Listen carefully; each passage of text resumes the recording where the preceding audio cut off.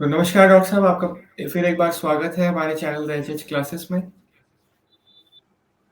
ना आपको थैंक्स और नमस्ते। तो आज का जो विषय है डॉक्टर साहब वो बहुत ही इम्पोर्टेंट है और एक ऐसा विषय है जिसे सुनते ही बहुत लोग तो डर जाते हैं, सभी लोग डर जाते हैं इनफैक्ट। वो शब्द है कैंसर।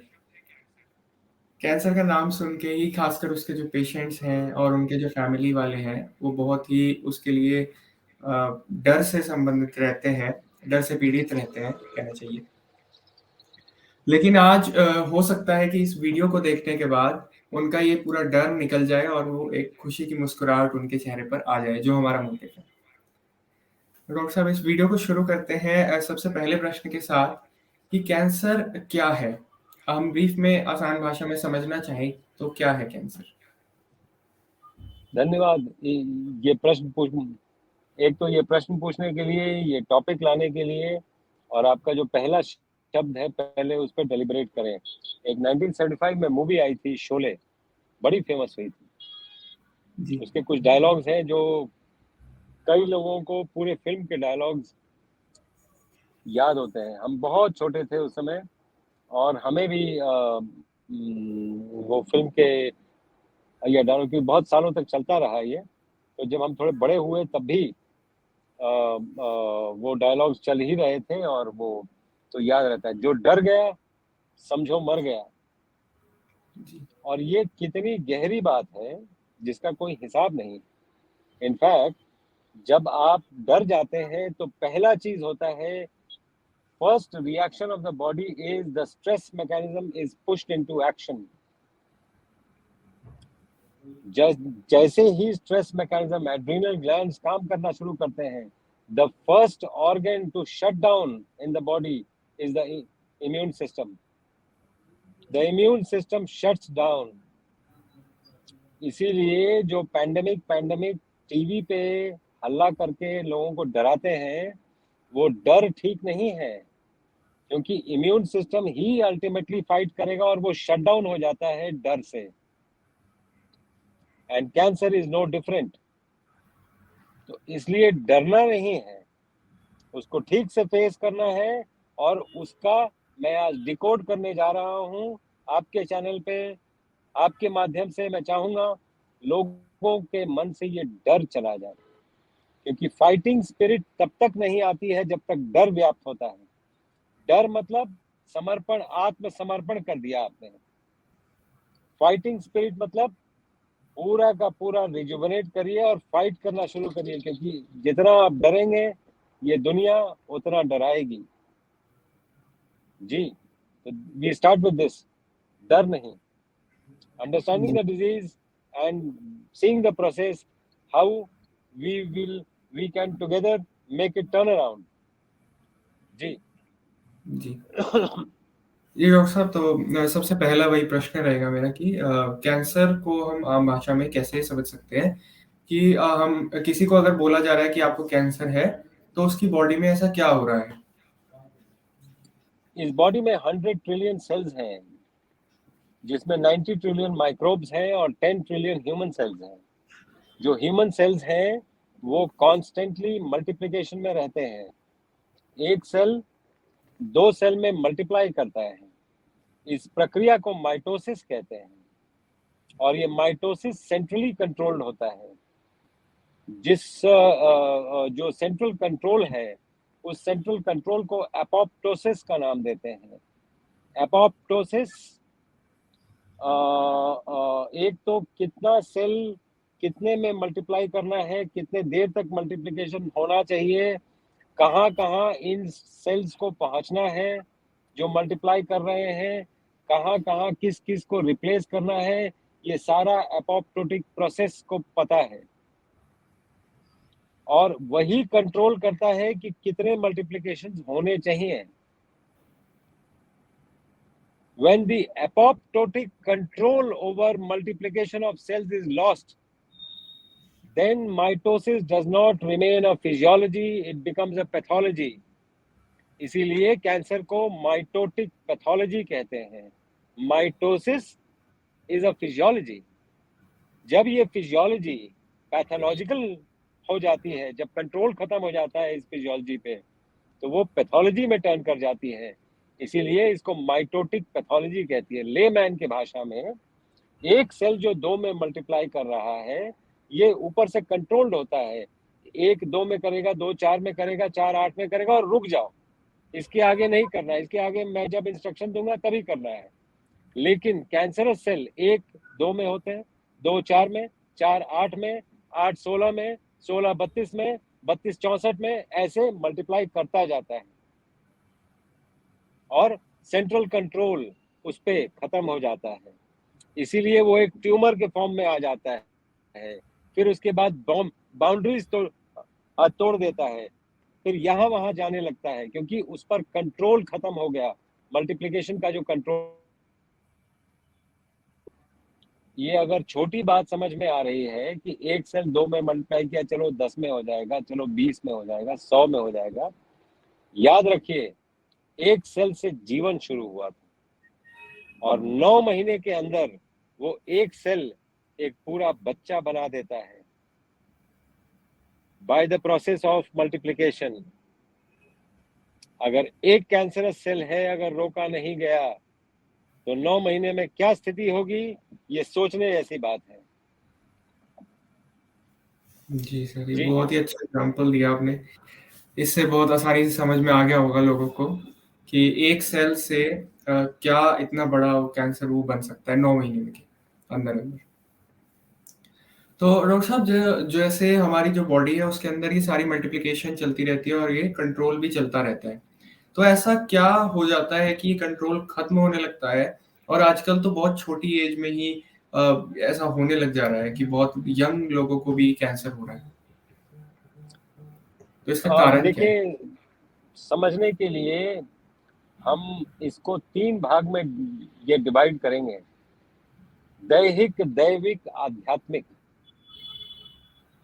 ये तीनों एंगल से देखेंगे कैंसर क्या है, क्योंकि जब तक हम ये तीनों एंगल नहीं लेके आएंगे तब तक हम क्योर की बात नहीं कर सकते हैं। क्योंकि आप दैहिक जितना आप देख रहे हैं उतना में तो क्योर हो नहीं रहा है, बिकॉज साइंस बहुत आगे निकल के बहुत कुछ किया जा रहा है। लेकिन आज के दौर में, आज के दिन में, एज वी स्पीक, कैंसर के ऊपर लगाम नहीं लगाया जा सका है। कैंसर लीप्स एंड बाउंड से बढ़ रहा है। इसलिए हमें ये 3 भाग में डिवाइड करके समझना पड़ेगा कि ये चीज क्या है और क्यों हो रहा है।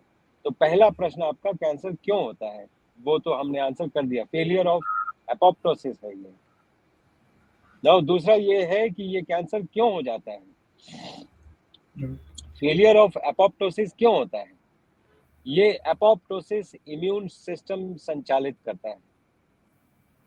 इम्यून सिस्टम हमेशा सर्विलांस में रहता है, सभी जगह घूमता रहता है, अपने सेल्स के माध्यम से सर्विलांस करता रहता है बॉडी में, कौन सा सेल किसको रहना है, किसको नहीं रहना है, किसको इम्यून सिस्टम ने मारना है, किसको हटा दे, किसको कैसे ठीक करना है, कहाँ रिपेयर करना है, ये सारा कुछ इम्यून सिस्टम का तय एजेंडा में है।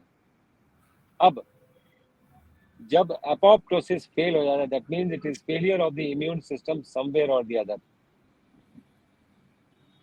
ताकि हम एपोप्टोटिक कंट्रोल लूज कर जा रहे हैं, number 1। That is why cancer spreads. और आज के दौर में इम्यून स्टेटस पूरी दुनिया का इतना लो कभी नहीं था जितना आज है। अगर कोई पूछे तो इसका डायरेक्ट एग्जाम्पल है, अभी अभी आप लॉकडाउन से बाहर आए हैं और पूरी दुनिया, सिर्फ यहाँ नहीं पूरी दुनिया। और लॉकडाउन क्यों था, क्योंकि इम्यून सिस्टम कोप अप नहीं कर पा रहा था, एक छोटे से वायरस से कोप अप नहीं कर पा रहा था, इसलिए पूरी दुनिया में लॉकडाउन लगाना पड़ा। तो आप सोच सकते हैं पूरी दुनिया का immune system at a novel phenomenal level low है, इसलिए राइट, कैंसर्स व्यापक हो गए हैं। राइट। दूसरा कारण हमारे पेट में महिषासुर घुस गया है। हमें हर घंटे पे कुछ खाना है, हर घंटे पे हमें कुछ ना कुछ खाना है। तो पैंक्रियास से इंसुलिन निकलता है, उसको, उसमें से जो शुगर निकलेगा उसको सेल में, उसको सेल से निकाल के ब्लड में डालने के लिए, सॉरी, ब्लड से निकाल के सेल में डालने के लिए इंसुलिन निकलता है। इंसुलिन एक ग्रोथ फैक्टर है। अपार्ट फ्रॉम दी, जो ये काम करता है ब्लड में से शुगर को निकाल के सेल में डालना, ये एक काम है इंसुलिन का। इसके अलावा इंसुलिन एक पोटेंट ग्रोथ फैक्टर है। मुंह को भी बड़ा करता है, पेट को भी बड़ा करता है। अगर कोई माइटोटिक पैथोलॉजी शुरू हो गई है जो फेलियर ऑफ एपोप्टोसिस है, उसको भी बड़ा करेगा। इसलिए हमें लगाम लगाने की जरूरत है, इसलिए वापस भारतीयता पे आने की जरूरत है। एक बार योगी, 2 बार भोगी, 3 बार रोगी। और अब तो 3 बार, हम तो 8 बार खा रहे हैं। हमारी आंख खुलती है सुबह चाय रस्क, यहाँ से हम शुरू करते हैं। उसके बाद ब्रेकफास्ट, उसके बाद एक मिड डे मील, फिर उसके बाद लंच, फिर उसके बाद एक आफ्टरनून स्नैक, फिर उसके बाद एक इवनिंग टी, उसके बाद फिर शाम को डिनर, उसके बाद फिर सपर। मतलब हम रुकते ही नहीं हैं। हम जुबान पे लगाम हमारे है ही नहीं। वैभव का ये मतलब नहीं है कि आप अपनी पेट में डालते जाएं।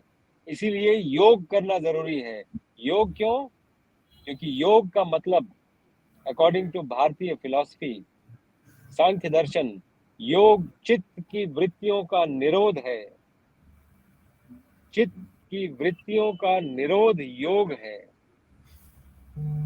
इसीलिए जो योगी हैं उनको कैंसर नहीं होता है। इसीलिए योग इतना इम्पोर्टेंट है कैंसर के निवारण में। तो कारण मैंने बता दिया, निवारण का एक उपाय बता दिया आपको। योग एक बहुत बड़ा तरीका है निवारण का। जी जी जी, बहुत अच्छे से एक्सप्लेन कर दिया आपने कि कैंसर क्यों होता है।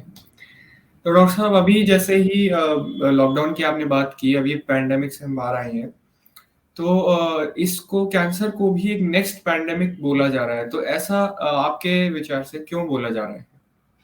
आप देखें ना, 1 साल पहले तक the biggest killer, the biggest killer disease all over the world was coronary artery disease, heart attacks and heart related diseases. As recent as March 2022, cancer has overtaken coronary artery disease as the major killer. वो दिन दूर नहीं जब हर दूसरे आदमी को cancer होगा। क्योंकि जो प्रोसेसेस क्यों होता है कैंसर, अगर आपके वीडियो में पीछे जाके कोई अगर लास्ट 10 मिनट्स का सुन ले तो उसको बात समझ में आ जाएगी कि कैंसर क्यों होता है और कैसे हम इसका निवारण करेंगे। राइट। इसीलिए आपने सुना होगा, सभी डिजीजेस देखने के बाद मेरा एक निष्कर्ष है, जुबान पे अगर लगाम है तो 3 लोगों से वास्ता आपका कभी नहीं पड़ेगा। खाने के लिए है तो डॉक्टर से वास्ता नहीं पड़ेगा, बोलने के लिए है तो पुलिस और वकील से वास्ता नहीं पड़ेगा। अच्छे से जीने के क्रम में इन 3 लोगों की जरूरत जिंदगी में कभी नहीं पड़नी चाहिए। जी डॉक्टर, क्योंकि बहुत वो ही हाहाकार हाहाकार में चेंज हो जाता है। पहले आप खूब खूब हंसते हैं, हा हा हा करके हंसते हैं, लेकिन जब इन तीनों की जरूरत पड़ती है, इन तीनों में से किसी एक की भी जरूरत पड़ती है, तो वही हा हा हाहाकार में बदल जाता है। बिल्कुल सही बात है डॉक्टर साहब। ये बहुत गोल्डन लाइन है, और इसे जो समझ जाएगा वही मतलब जीवन उसका सुखी हो जाएगा। तो लेकिन डॉक्टर साहब, जैसा कि हम जानते ही हैं कि पहले के कुछ समय में, ये पिछले कुछ सालों में ही इतना कैंसर की जो है बढ़त हुई है, इतना ज़्यादा कैंसर बढ़ रहा है। तो पहले तो ऐसा कुछ नहीं होता था, इतने लोगों को कैंसर नहीं होता था। तो ऐसा इन पिछले सालों में क्या हो गया है कि कैंसर देखते-देखते बढ़ता ही जा रहा है। आप देखिए, इसीलिए आप देखिए, हर चीज में आप बोलेंगे कि मैं भारत को बीच में लेके आता हूँ। जी। आपको, आपकी उम्र कम है, आप अगर अपने पिता से पूछेंगे तो शायद वो आपको बताएंगे कि माताएं जो थीं, माताएं शाम के खाने के बाद, 7 साढ़े 7 के खाने के बाद, अगर कोई बच्चे को भूख लगती थी तो उसको डांट के बोलती थी कि तुमको कल सुबह तक रुकना पड़ेगा, कल सुबह के पहले कुछ मिलेगा नहीं। ये बहुत पावरफुल संदेश है माताओं के लिए। जो लाड़ प्यार है वो दूसरी बात है, खाने से लाड़ प्यार का कोई संबंध नहीं है।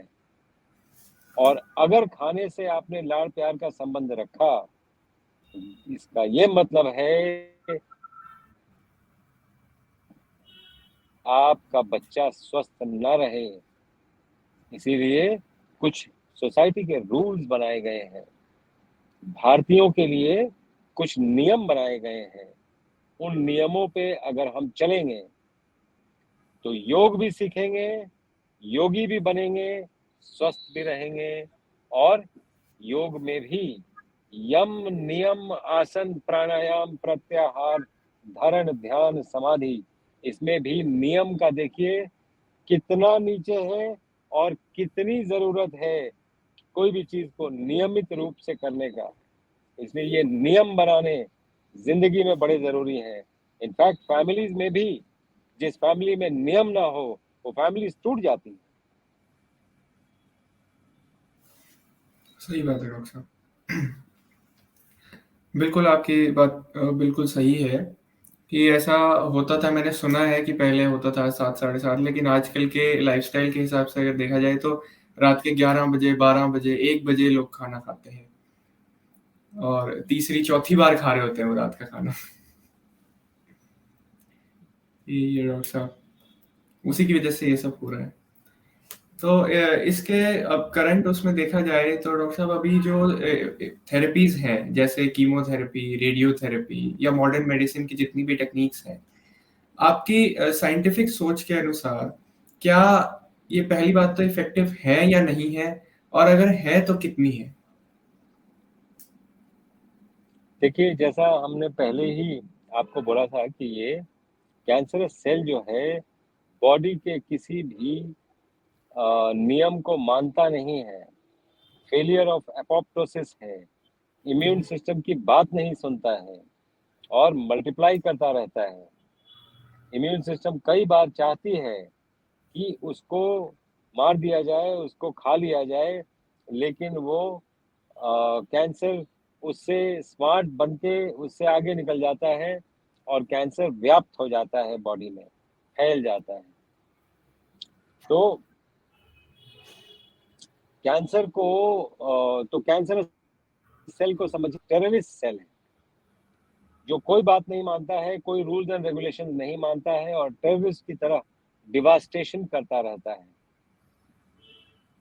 तो अगर देश में टेररिस्ट घुस आए हैं तो उनको मार दिया टेम्पोररीली, हो सकता है मार देने से उनका इमीडिएट इंसल्ट तो रुक जाए, लेकिन क्या टेररिज्म हमने टेररिस्ट को मार के खत्म कर दिया क्या? मैं आपसे पूछना चाहता हूँ, नहीं क्या डॉक्टर साहब। टेररिस्ट को किल करके टेररिज्म खत्म कर दिया? जब तक हम टेररिज्म के फिलॉसफी पे अटैक नहीं करेंगे,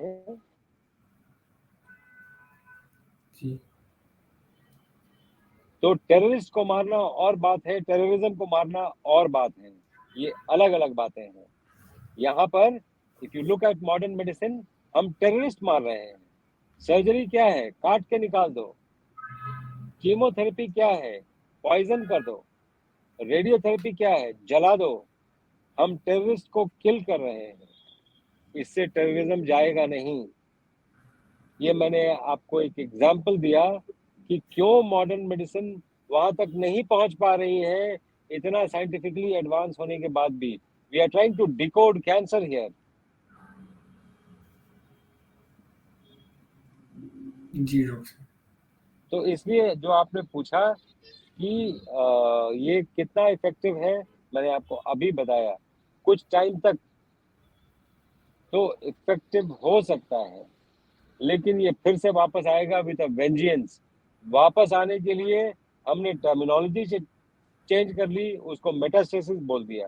ये तो फैल गया है, अब मेटास्टेसिस है ये वही कैंसर है जो हमारे मारने से मरा नहीं और फिर से वापस आया। जी डॉक्टर साहब, यही बात जी है।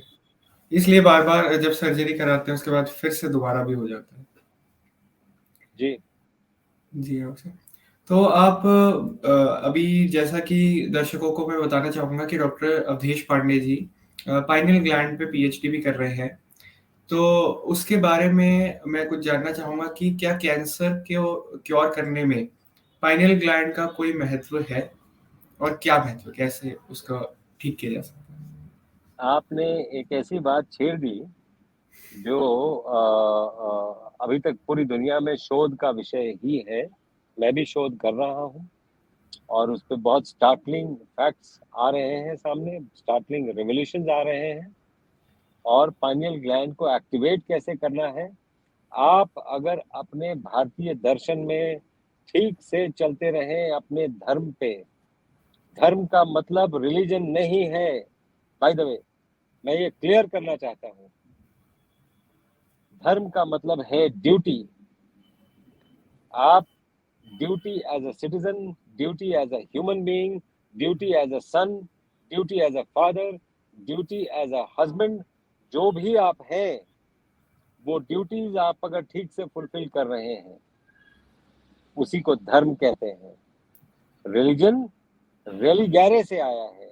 रिलीजन, रेलिगैरे मतलब bound by a book of rules, bound by a book of rules. तो ये किताबधारी जितने भी पंथ हैं they are bound by a book of rules, उसी को रिलीजन बोलते हैं। लेकिन धर्म नहीं है वो। इसीलिए भारत एक पंथ निरपेक्ष देश हो सकता है, धर्म निरपेक्ष नहीं है। ये रॉन्ग टर्मिनोलॉजी है जो हम यूज करते हैं। ये बाय द वे डाइग्रेस करके मैंने ये बात बोली।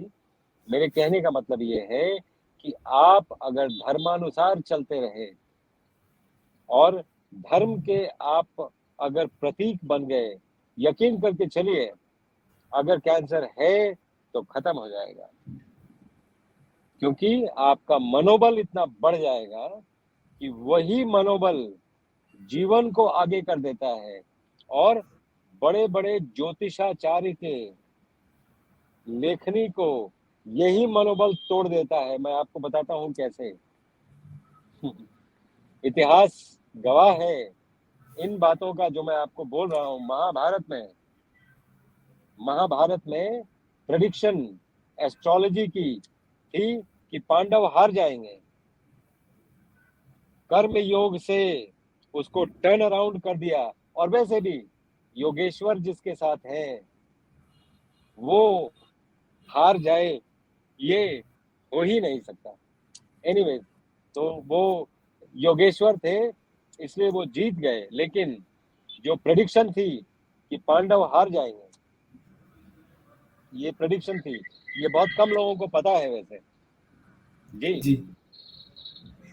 जी डॉक्टर साहब, बहुत ही इंटरेस्टिंग बातें आप बता देते हैं और कुछ समय लग जाता है उनको एब्ज़ॉर्ब करने में पहले तो, क्योंकि ऐसी-ऐसी बातें सुनी नहीं होती है लोगों ने।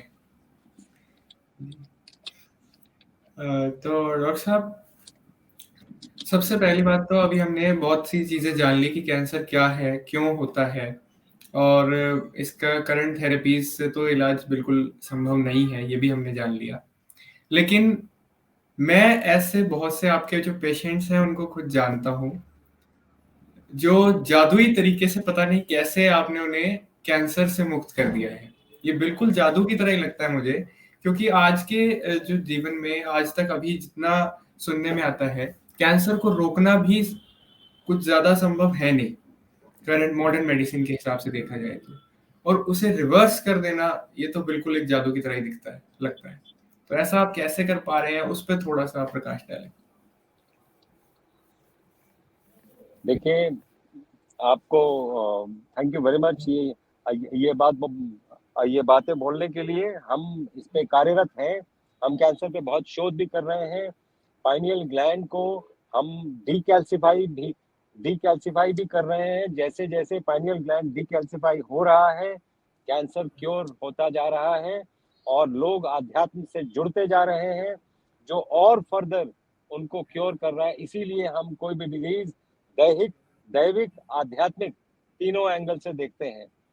तो कैंसर को रोक देना अपने आप में मिरेकल है, जो कोई कर नहीं पा रहा है। ना मॉडर्न मेडिसिन, ना कीमोथेरेपी, ना रेडियोथेरेपी, ना सर्जरी, ना नेचुरोपैथी, ना आयुर्वेद, कोई भी चीज कैंसर को रोक नहीं पा रहा है। अगर कैंसर को रोक लिया, वही मिरेकल है। अगर कैंसर को रोक लिया जिस स्थिति में है, इससे बड़ा मिरेकल साइंटिफिक वर्ल्ड में और मॉडर्न मेडिसिन के वर्ल्ड में है नहीं। मॉडर्न मेडिसिन लगी हुई है, ऐसा नहीं है कोई हाथ पे हाथ रख के बैठा हुआ है और सिर्फ पैसे कमाने के लिए बैठे हैं, बिल्कुल नहीं है ऐसा। उनके मन में, आप उन डॉक्टर से मिलिए, उनके हृदय में ये बात है कि कैसे करें कि ये पेशेंट ठीक हो जाए। बात यह है कि इन सभी चीजों से ठीक नहीं हो पा रहा है, कैंसर रुक ही नहीं पा रहा है। तो रोक देना ही मिरेकल है। रोक के यू टर्न दिलाना मिरेकल इन मिरेकल इन मिरेकल इन मिरेकल है। यू टर्न दिला के खत्म कर देना अनबिलीवेबल है, अनबिलीवेबल। हम शायद इसलिए कर पा रहे हैं, हम 2 स्टेप आगे जाके बहुत कुछ ऐसा साइंटिफिक वर्ल्ड से सीख के बहुत कुछ ऐसा कर रहे हैं जिससे कैंसर कई पेशेंट्स में हम देख रहे हैं रुक भी जा रहा है, यू टर्न भी धीरे धीरे ले रहा है और कई पेशेंट्स में तो खत्म भी हो गया है। हमारे पास सभी डेटा इकट्ठा भी हो रहे हैं। तो हम क्या कर रहे हैं कि हम एक बड़े सिंपल प्रिंसिपल पे चल रहे हैं। एक दैहिक जो डिजीज है उसको कैसे निकालना है, दैविक और आध्यात्मिक एंगल इसमें कैसे जोड़ना है, ये सब कुछ हम एक साथ कर रहे हैं। मैं आपको जरा 2 मिनट लेके बताऊंगा कि हम क्या कर रहे हैं। पहली बात तो ये है, ये जो शरीर आपको दिखता है, ये शरीर का अन्नमय कोश है। जो फिजिकल बॉडी आप देख पा रहे हैं, ये शरीर का अन्नमय कोश। इसके ऊपर है प्राणमय कोश, उसके ऊपर है मनोमय कोश, उसके ऊपर है विज्ञानमय कोश, उसके ऊपर है आनंदमय कोश। अगर मैं आपसे जलता हूं, अगर मैं आपकी बढ़ोतरी नहीं चाहता हूं, अगर मुझे आपसे ईर्ष्या है, अगर मुझे आपसे दुश्मनी है, मैं आपका क्या बिगाड़ पाऊंगा फिजिकली? अगर कुछ बिगाड़ पाया तो शायद मैं बिगाड़ पाऊं, लेकिन मेंटली मैं अपने आप को बिगाड़ रहा हूं। ये बातें मेरे मनोमय कोश में आती जा रही हैं और ये जो है, यही से डिजीजेस शुरू होती हैं। इसीलिए जो बेसिक फिलॉसफी कहा गया है, लव फॉर ऑल, सभी को प्यार करो, ये पूरा विश्व, ये पूरा ब्रह्मांड प्यार की भाषा समझता है, प्यार पे टिका है। हम जैसे नफरत की स्थिति में आते हैं, हमारा मनोमय कोश खराब होता रहता है और यही बीमारियों का जड़ है। आज नहीं तो कल ये मेटाफिजिकल जो मनोमय कोश है, फिजिकल बॉडी में कैंसर के रूप में, ऑटो इम्यून डिजीज के रूप में, डायबिटीज के रूप में, ब्लड प्रेशर के रूप में, स्ट्रेस के रूप में, आपका आपकी झुर्रियों के रूप में, किसी न किसी रूप में ये आएगा जरूर आपकी फिजिकल बॉडी में। इसीलिए जो योगी हिमालय में बैठे हैं, प्रसन्न चित्त हैं, प्रसन्न चित्त हैं, और हम अप्रसन्न हैं। क्यों? क्योंकि हमें अप्रसन्न रहने के कई कारण मिल गए हैं। सबसे पहला कारण नफरत है। अगर हम नफरत के बीज बो रहे हैं या डिक्टेटोरियल हो रहे हैं, आपको ऐसे ही करना है, मैं जो बोल रहा हूं वही करिए, आप अपना मनोमय कोष बिगाड़ रहे हैं। आप ही को प्रॉब्लम होगा। अगले को वो करेगा नहीं करेगा, आपसे डरेगा नहीं डरेगा, मालूम नहीं। आप अपने आप को बहुत ज्यादा कुंठित कर रहे हैं और बीमारियों के तरफ लेके जा रहे हैं। इसलिए पहला चीज ये है जो हमें देखना है। और हम क्या कर रहे हैं कि एक तो जैसे ही कैंसर आता है, जो हम कर पा रहे हैं वो मैं आपको बता देता हूँ। हम क्या कर रहे हैं फिजिकल डायमेंशन में, क्या कर रहे हैं, क्योंकि बाकी सब चीजें तो दिखती नहीं है कि हम क्या कर रहे हैं। फिजिकल डायमेंशन में जो कर रहे हैं वो मैं आपको बता दूं। हम कैंसर के लिए एक टेस्ट होता है पेट सीटी। फॉर्चुनेटली मैं न्यूक्लियर मेडिसिन में हूं, तो पेट सीटी मैं ही करता हूं। तो पेट सीटी में हम क्या करते हैं, हम एक इंजेक्शन देते हैं जो कैंसर वाले सेल, वो वाला इंजेक्शन फट से ले लेते हैं और लाइट अप कर जाते हैं, और हमें दिख जाता है कि बॉडी में कहां कहां फैला हुआ है कैंसर। अब हम क्या इंजेक्ट करते हैं, हम इंजेक्ट करते हैं 18FFDG। 18F रेडियो एक्टिव है, 18 fluoride, that is a radio active isotope. FDG का मतलब है फ्लूरो डीऑक्सी ग्लूकोज। मतलब हमने ग्लूकोज इंजेक्ट किया और कैंसर ने फट से ले लिया। तो क्या ये रॉकेट साइंस है समझना कि कैंसर का फूड ग्लूकोज है? क्या ये रॉकेट साइंस है? अगर ये रॉकेट साइंस है तो हम रोज करते हैं, दिन में 10 पेशेंट का करते हैं, तो ये रॉकेट साइंस नहीं है। इसलिए हम ग्लूकोज काटते हैं। ग्लूकोज सिर्फ चीनी से नहीं आता है और ग्लूकॉन डी से नहीं आता है।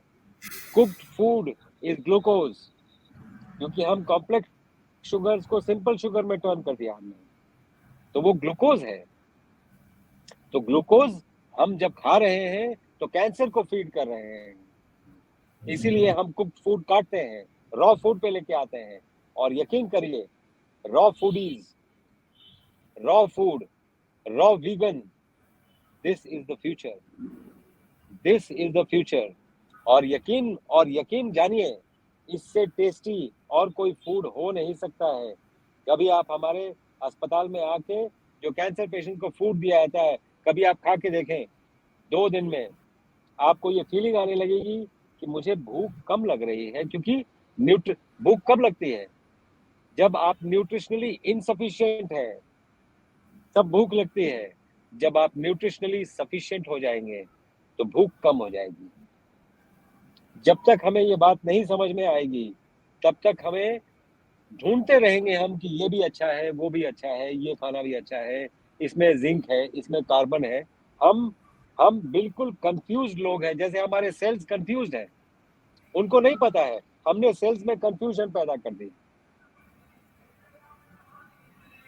उनको पता नहीं है कि मैं जीऊंगा, नेक्स्ट टाइम कैंसर हो जाएगा। नेक्स्ट सेल्स को भी नहीं पता है, हमें भी नहीं पता, हम कंफ्यूज हैं। इसलिए बेसिक, इसीलिए मैं ये बोलता हूं, medical knowledge, knowing your body is more important than curing a disease. हमारा वीडियो बनाने का मकसद यही था कि medical education is more important than medical treatment. तो हम रॉ फूड पे लेके आते हैं उसको, और जितने इंसल्टिंग फैक्टर्स हैं जो आपका हार्मोनल लेवल बॉडी का चेंज कर देते हैं, उनको हम काटते हैं। जैसे दूध, दही, घी, पनीर, मांस, मछली, अंडा, मुर्गी और जीएमओ। रिपीट करता हूं मैं फॉर पीपल, दूध, दही, घी, पनीर, मांस, मछली, अंडा, मुर्गी और जीएमओ, जेनेटिकली मॉडिफाइड फूड, ये कैंसर कॉजिंग है। इनको हम इमीडिएटली काटते हैं। और वैसे भी आध्यात्मिक एंगल से देखें, दूध, दही, घी, पनीर, मांस, मछली, अंडा, मुर्गी, इन सभी में इन जानवरों की आह लगी है। पूरा का पूरा फूड का केमिस्ट्री चेंज हो गया है, क्योंकि जानवरों की आह लगी हुई है। वो आह लगा हुआ फूड आपको कितना एनर्जी देगा और कितना हेल्थ देगा और कितना डिजीज देगा, मैं ये विजडम आप पे छोड़ता हूँ। जी, बहुत गहरी बात बोली sir. That is how we are able to stop cancer wherever it is, and we are trying to धीरे धीरे रिवर्स करने का, यू टर्न लेके रिवर्स करने का हम प्रयास में हैं। हम कितना सक्सेसफुल हो पाएंगे, हमारी ऊपर वाले से रोज ही सुबह यही विनती होती है कि हम जिस मुहिम में चले हैं हमें आशीर्वाद दें कि हम लोगों का भला कर पाए। जी, बिल्कुल डॉक्टर साहब, आपने बहुत गहरी बातें बोली हैं और ये जो लोग समझ जाएँगे वही उनका ही भला है। और बहुत इंटरेस्टिंग बातें हैं सर ये, मतलब ऐसा विश्वास करना बहुत मुश्किल हो जाता है। लेकिन उन लोगों के लिए, मेरे लिए तो बहुत आसान है क्योंकि मैं तो आप ये जो चमत्कारिक बातें आप बताते हैं वो मैं आप अप्लाई करके देख लेता हूँ और वो सब होता है। तो एक खुशी भी मिलती है कि हाँ, ये सब हो रहा है। तो डॉक्टर साहब, एक प्रश्न मेरा ये रहेगा कि अभी हाल ही में आपने वाइब्रेशन थेरेपी के कुछ कोर्सेज़ लॉन्च किए थे और अपनी पूरी पद्धति में वाइब्रेशन को बहुत महत्व दिया है।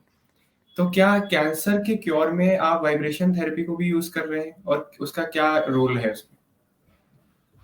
Thank you for asking this question. Energy medicine is the next biggest big leap that modern medicine is going to take, जो मैं देख पा रहा हूँ। Energy healing and energy medicine, क्योंकि साइंस इस तरफ पॉइंट कर रही है। अब बात ये है कि एनर्जी मेडिसिन क्या है। E is equal to MC square, ये तो सब जानते हैं। Energy is equal to mass, C square, C is constant, cosmological constant है। C को अगर निकाल भी दिया जाए तो energy is equal to mass. तो अगर ठीक से देखा जाए इसी इसी इसी इक्वेशन को, तो हर सेल जो जो जो जीवित है वो एक लय में चल रहा है, वो एक फ्रीक्वेंसी में वाइब्रेट कर रहा है। और ये लय जब if you look at the latest string theory, जिसको लोग बोल रहे हैं कि next Nobel prize string theory को मिलने जा रहा है, E is equal to MC square के आगे की थ्योरी है स्ट्रिंग थ्योरी। स्ट्रिंग थ्योरी का मतलब है हर कुछ पार्टिकल, हर कुछ वेव है। जहां पर दो वेव्स इंटरपोज करते हैं वो एक पार्टिकल की तरह बिहेव करने लगता है, नहीं तो वो वेव ही है। Everything is waves. तो string theory is a theory of everything. तो स्ट्रिंग थ्योरी में जहां पर ये जो वेव्स आके पार्टिकल बनते हैं, पार्टिकुलेट मैटर बनता है, वो पार्टिकुलेट मैटर में अगर आप ठीक से देखें तो हम तो इतने साल, इतने लाखों सालों से, भारतीय दर्शन तो यही कहता है कि हर कुछ लय में है, हर कुछ लय में है। लय इज व्हाट? रिदमिक। इसीलिए हमारे सारे ग्रंथ लय में है, हमारे सारे काव्य लय में है, हमारा सारा का सारा जीवन लय में है। और जब इस लय में बहुत सी चीजें प्रखर रूप से आने लगती हैं और बहुत ज्यादा प्रहार करती हैं, तो वही प्रखर और प्रहार का लय में मिल जाता है, इसीलिए वो प्रलय हो जाता है। तो सृजन, स्थिति, लय और प्रलय, ये चलता, ये गतिमान, ये गतिमान रहता है। जो लोग आध्यात्म में विश्वास करते हैं, जिन लोगों को आध्यात्म के बारे में पता है, उन लोगों को पता है मैं क्या बोल रहा हूँ। बहुत से लोगों को ये बात हो सकता है समझ ना आए। तो सृजन, स्थिति, लय, प्रलय, इसी में सब कुछ गतिमान है, इसी में सब कुछ चलता है, इसी में सब कुछ आगे बढ़ता रहता है। कमिंग बैक टू कैंसर, जो आपने प्रश्न पूछा, इसको जो मैंने अभी आपको और ये बताया ये कैंसर में कैसे लागू होता है। हर सेल फ्रीक्वेंसी में है। ऐसा माना गया है कि 75 हर्ट्ज की फ्रीक्वेंसी में सेल चलते हैं। जैसे जैसे फ्रीक्वेंसी कम होती जाती है वैसे वैसे बीमारियां लगती जाती हैं। जो कैंसरस फ्रीक्वेंसी है वो 15 हर्ट्ज के नीचे है। जो ऑटो इम्यून की फ्रीक्वेंसी है वो करीब करीब 30 हर्ट्ज पे, 30 हर्ट्ज तक आते हैं तो ऑटो इम्यून डिजीज होता है। तो हम कोशिश कर रहे हैं कि लम वम रम यम इन साउंड से भी, मंत्रोच्चारण से भी, और हमारे पास कई इक्विपमेंट्स हैं ऐसे जिससे हम फ्रीक्वेंसी को बढ़ाते हैं। उस सेल के फ्रीक्वेंसी को हम बढ़ा रहे हैं, उस ऑर्गन के फ्रीक्वेंसी को बढ़ा रहे हैं ताकि डिजीज वहां पे रुक जाए। और हम बहुत हद तक सक्सेसफुल हो रहे हैं जो हम कर रहे हैं उसमें। इसलिए मैं ये चाह रहा था, मुझे बड़ी खुशी हुई क्योंकि ये अभी शोध का विषय है। हम हम अभी तक के बातों के ऊपर पब्लिकेशन नहीं किए हैं। हम पब्लिश करने जा रहे हैं, हम पब्लिश करेंगे। लेकिन मैं, चूंकि आपने पूछा तो मैंने आपको बता दिया कि हम एक्चुअली कर क्या रहे हैं। दूसरी स्थिति जो पाइनियल ग्लैंड की आपने पूछी थी एक बार, अगर पाइनियल ग्लैंड को डाइसेक्ट करके देखा जाए तो पाइनियल ग्लैंड में एक फ्लूइड होता है और कुछ क्रिस्टल्स होते हैं। इसको, अगर क्रिस्टल को तोड़ा जाए तो उसमें से लाइट निकलता है। पीजो इलेक्ट्रिक, ये क्रिस्टल जो कंप्यूटर से हम बात कर रहे हैं, हम और आप बात कर रहे हैं, ये पीजो इलेक्ट्रिक, ये क्रिस्टल्स पे ही बेस्ड है। उसी से कलर आती है। तो आपको नहीं लगता है कि हम धीरे धीरे पाइनियल ग्लैंड की स्थिति में जा रहे हैं? आपको नहीं लगता है कि धीरे धीरे धीरे धीरे साइंस वहां तक पहुंच रही है जहां पर हमारी हमारा शरीर पहले से पहुंच चुका है और इससे बड़ा साइंस हो नहीं सकता है? आप देखिए, तो हम क्या कर रहे हैं कि उसका, और इस पूरे के पूरे पाइनियल ग्लैंड में कैल्सिफिकेशन हो जाता है। छोटी सी चीज जैसे आप टूथपेस्ट यूज करते हैं उसमें फ्लोराइड होता है, उस फ्लोराइड से पाइनियल ग्लैंड कैल्सिफाई हो जाता है। आप कभी मेरे पास आए, मैं आपको अपने दांत दिखाऊंगा, डेंटिस्ट देख के हैरान रह जाते हैं। हम तो टूथपेस्ट यूज नहीं करते हैं, तो कई साल हो गए हम टूथपेस्ट ही नहीं यूज करते, हम तो हल्दी यूज करते हैं। और दांत बिल्कुल वाइट हैं और गम्स पिंक हैं। उन लोगों का दांत वाइट नहीं होता है जो टूथपेस्ट यूज करते हैं। वो लोग बैड स्मेल करते हैं जो टूथपेस्ट यूज करते हैं। और आप दो दो बार यूज कर रहे हैं, क्या दांत में इतनी गंदगी आ गई है? आप वही टूथपेस्ट आपका पाइनियल ग्लैंड का कैल्सिफिकेशन का कारण बन रहा है। और भी कई चीजें हैं, सिर्फ टूथपेस्ट ही नहीं, और भी कई चीजें हैं जिसमें फ्लोराइड से स्टोरेज किया जाता है। जैसे जो फ्रोजन फूड है आपका, जो टिन्ड फूड है, ये सब में फ्लोराइड बहुत ज्यादा यूज किया जाता है। ये सभी चीजें आपके पाइनियल ग्लैंड को कैल्सिफाई कर रहा है। Pineal gland is a gland of wisdom, विनाश काले विपरीत बुद्धि जिसको कहते हैं। विजडम आपका कैल्सिफाई हो रहा है और फिर भी हम मान नहीं रहे हैं। अंग्रेज तो चले गए, भारत सरकार 75 साल मना रही है अंग्रेजों के जाने का, लेकिन अंग्रेजियत जब तक नहीं जाएगी तब तक हम ये बात समझेंगे नहीं। हमें भारतीयता पे वापस आना पड़ेगा। बिल्कुल डॉक्टर साहब, बहुत गहरी बातें बोली आपने। और एक सबसे बड़ी बात जो आपने बोली जिसको सुनकर गूज़बम्प्स आ गए मुझे, कि पाइनियल ग्लैंड को जब डाइसेक्ट करके उसके क्रिस्टल्स को तोड़ते हैं तो लाइट निकलती है। बहुत ही इंटरेस्टिंग बात है। और डॉक्टर साहब, एक बहुत इम्पोर्टेंट जो जिसके लिए मेजरली कैंसर पेशेंट्स या उनके फैमिली के लोग अगर उसे देख रहे हैं इस वीडियो को, कि कोई अगर कैंसर का पेशेंट है तो पहली बात तो कौन से स्टेज तक वो आपको कांटेक्ट कर सकता है और कैसे कर सकता है?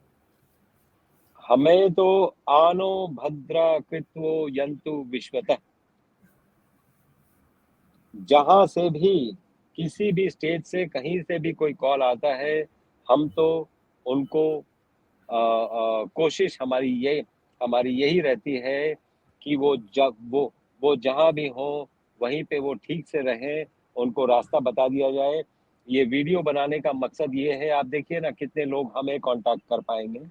सब लोग आपका वीडियो देखें और ठीक हो जाए, घर पे रहें, उनको कभी कैंसर ना हो। इनमें जो बातें बोली गई हैं, अगर वो ठीक से फॉलो करेंगे तो उनको नहीं होगा, या कम से कम वो उसको प्रिवेंट कर सकते हैं बहुत हद तक।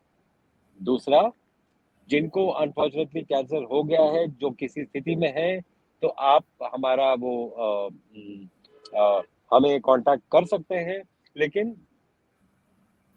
जो व्हाट्सएप नंबर्स हैं, जो यूट्यूब चैनल, हम चाहेंगे हमारा यूट्यूब चैनल लोग आपके माध्यम से भी सब्सक्राइब जरूर करें, क्योंकि हम टाइम टाइम पे उस पे वीडियो डालते रहते हैं। ऑल्दो हम जो भी वीडियो डालते हैं, फिर आप फोन करके हमसे वो अपने चैनल पे भी ले ही लेते हैं। जो हम कर रहे हैं अभी, वो हम देंगे भी।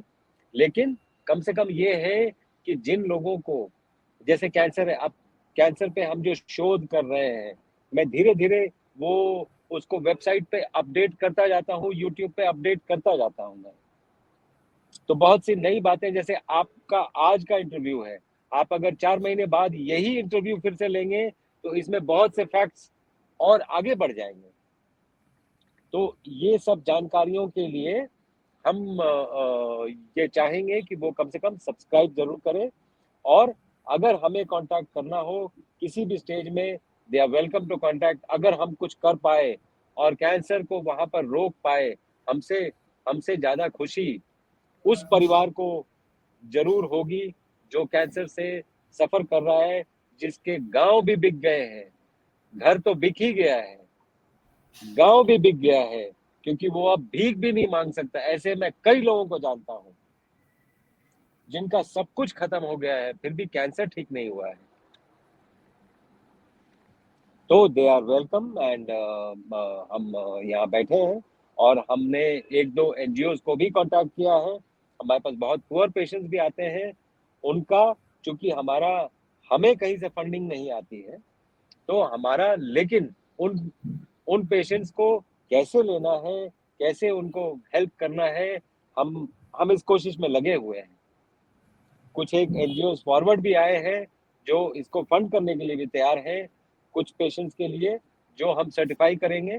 तो ये सब चीजें चल रही है, साइमल्टेनियसली चल रही है ये चीज। जी डॉक्टर, बहुत ही अच्छे कार्य में आप लगे हुए हैं और हम सभी आपके साथ हैं। मैं तो आपके साथ ही।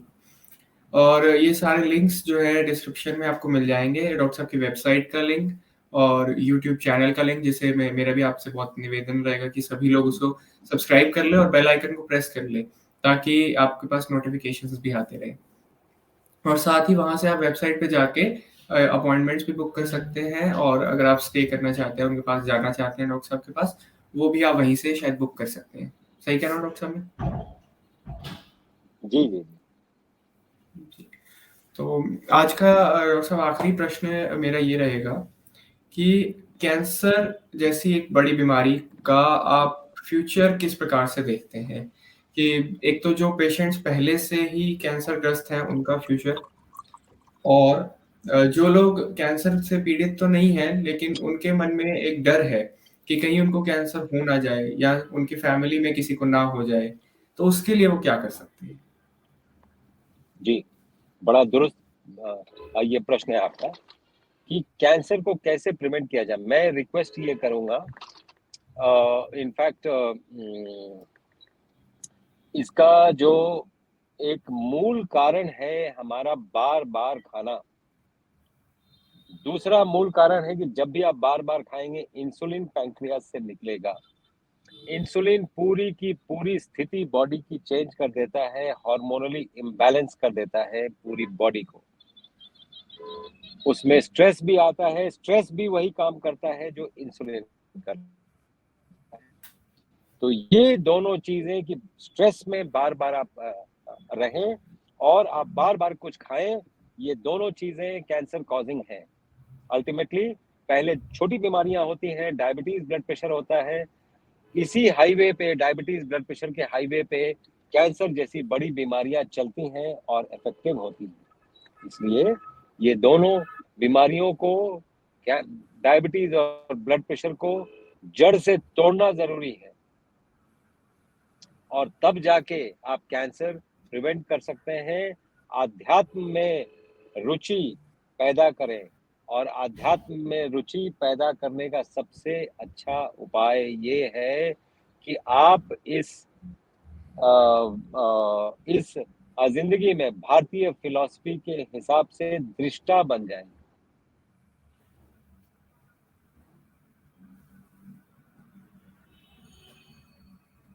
बॉडी में से निकल के अपने आप को देखना शुरू कर दें, तब आप दृष्टा हो जाते हैं, क्योंकि दृष्टा को ही वैसा दृश्य दिखता है उस दृष्टि से जैसा दृश्य हमारे वेद लिखने वाले ऋषियों को दिखा था, क्योंकि वो सभी दृष्टा थे। इसीलिए मैं बार बार उनको लेके आता हूं भारत पे और भारतीयता पे। आप अगर इसमें जाएंगे तो थोड़ा सा ही गोता लगाएंगे तो बहुत कुछ मिल जाएगा। और बेस्ट तरीका इमीडिएटली घुसने का या मेडिटेशन करने का, क्योंकि मेडिटेशन सबको बहुत डिफिकल्ट है। मैंने शायद एक ऐसा उपाय, हमें एक वीडियो भी बनाना चाहिए इस पे, कि मेडिटेशन कैसे एक आम आदमी तक हम पहुंचा सकें। जो बाबा रामदेव ने योग घर घर में पहुंचा दिया है, उसी तरह मेडिटेशन हम कैसे घर घर पहुंचा सकें। हमें बहुत, इसका उपाय बहुत सिंपल है। आप अपने ब्रेथ को वॉच करना शुरू करिए। ब्रेथ को जब वॉच करेंगे तो आप प्रेजेंट में रहेंगे, क्योंकि प्रेजेंटली आप सांस ले रहे हैं। उस ब्रेथ को वॉच करिए, तब आप प्रेजेंट में रहेंगे। क्योंकि जब भी आप आंख बंद करते हैं मेडिटेट करने के लिए, तो या तो पास्ट की चीजें सताने लगती हैं या फ्यूचर की चीजें सताने लगती हैं। तो इस मन को नियंत्रित करने का सबसे अच्छा उपाय है अपने सांस को वॉच करना शुरू करना, ताकि आप प्रेजेंट में रहें। इसी को भारी भरकम भाषा में माइंडफुल मेडिटेशन कहते हैं, इसी को विपासना कहते हैं। इसी को बड़ी बड़ी संज्ञाएं देके ऐसा कर देते हैं कि आम आदमी को समझ नहीं आता है कि ये कौन सी भाषा बोल रहे हैं।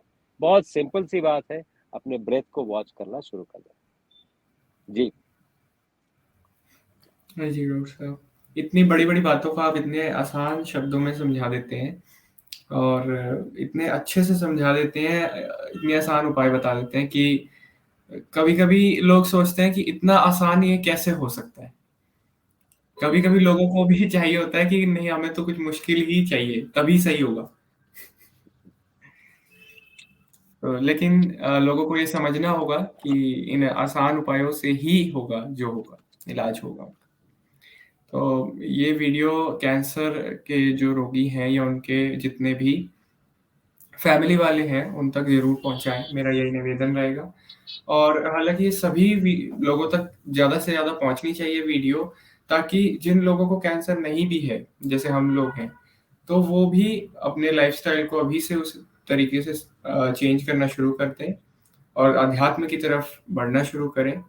एटलीस्ट थोड़ा बहुत जानना शुरू करें कि अध्यात्म क्या है, कैसे उसमें जाया जा सकता है, ताकि कुछ में हम प्रोग्रेस कर सकें। तो आपका डॉक्टर साहब बहुत-बहुत धन्यवाद, आपने इतना कीमती समय आज हमें दिया और बहुत-बहुत शुक्रिया डॉक्टर साहब। Thank you, thank you.